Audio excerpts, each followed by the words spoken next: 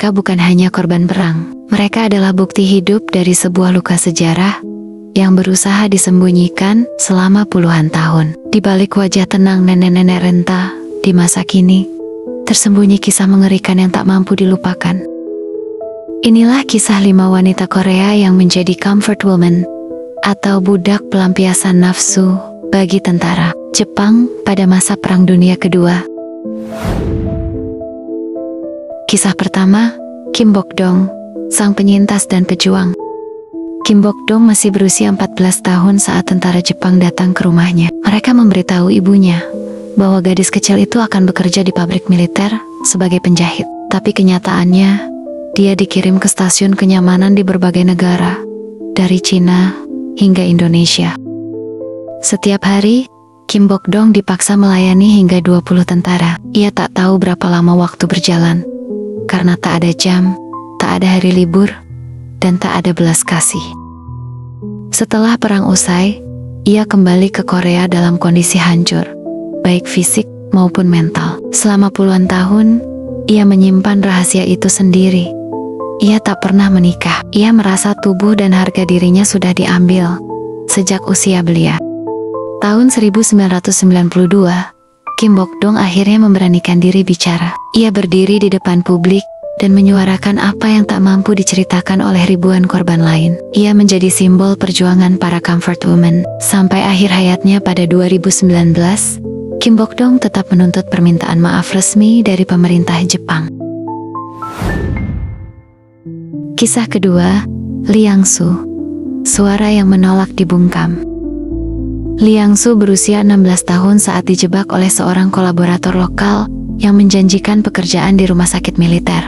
Tapi yang terjadi justru mimpi buruk. Ia dibawa ke Taiwan, lalu dikurung bersama wanita-wanita muda lainnya. Mereka dijaga tentara bersenjata dan tak diizinkan keluar. Liang Su mengatakan, hari-harinya adalah siksaan tanpa henti. Tak peduli sedang sakit, menstruasi, atau bahkan pingsan, mereka tetap dipaksa melayani tentara Jepang.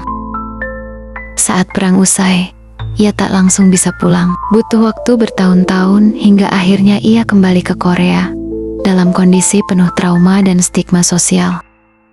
Di usia tuanya, Liang Su menjadi salah satu aktivis terdepan. Ia mengelilingi dunia, bertemu pemimpin dunia, bahkan berdiri di depan Kongres Amerika Serikat demi keadilan. Suaranya masih gemetar saat menceritakan masa lalu, tapi ia tidak pernah berhenti berjuang.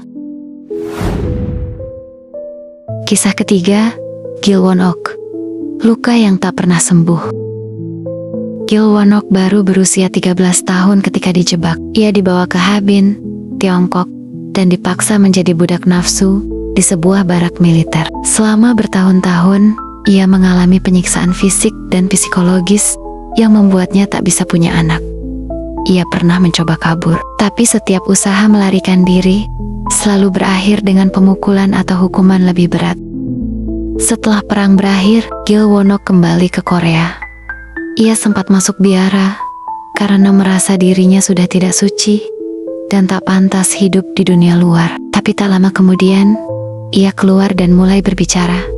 Bersama Kim Bok-dong, ia mendirikan organisasi bernama The Butterfly Fund yang memberikan dukungan bagi korban-korban kekerasan seksual di zona perang lain, termasuk di Republik Demokratik Kongo.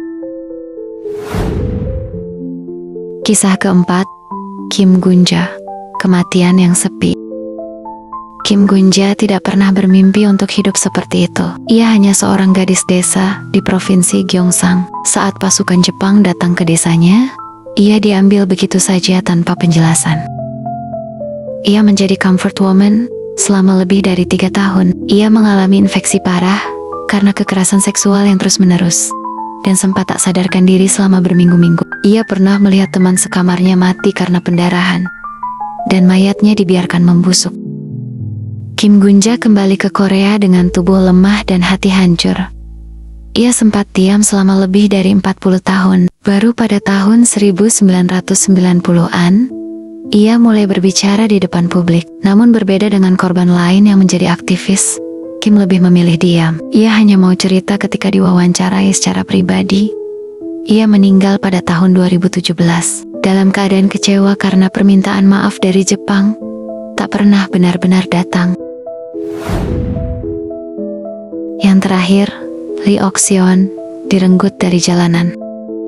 Lee Ok-seon berusia 15 tahun ketika diculik di jalanan oleh pria berpakaian militer. Ia dibawa ke fasilitas kenyamanan di Cina, di mana ia diperkosa oleh lebih dari 30 tentara setiap harinya. Ia mencoba kabur, tapi dipukuli sampai pingsan. Ia kehilangan gigi, tulang rahangnya bergeser, dan organ reproduksinya rusak permanen. Setelah perang, Lee Ok-seon tidak bisa kembali ke Korea karena tak tahu arah pulang. Ia tinggal di China selama 60 tahun sebelum akhirnya ditemukan oleh organisasi kemanusiaan dan dibawa pulang ke tanah kelahirannya. Meski sudah tua dan tubuhnya ringkih, Lee Ok-seon tetap hadir dalam demonstrasi mingguan di depan kedutaan besar Jepang di Seoul. Dengan suara bergetar dan tubuh gemetar, ia berkata, "Kami bukan wanita penghibur, kami korban, dan dunia harus tahu itu." Mereka bukan hanya statistik dalam buku sejarah. Mereka adalah manusia, perempuan, korban dari perang yang merenggut masa depan mereka sejak muda. Dunia boleh lupa, pemerintah boleh bungkam, tapi suara mereka tetap hidup. Kita tak bisa mengubah masa lalu, tapi kita bisa memilih untuk tidak membungkam kebenaran. Jika kamu mendengar suara mereka hari ini, jangan hanya terdiam, ceritakan, bagikan, dan biarkan sejarah mencatat bahwa mereka tidak pernah sendirian. Sampai jumpa lagi di cerita selanjutnya.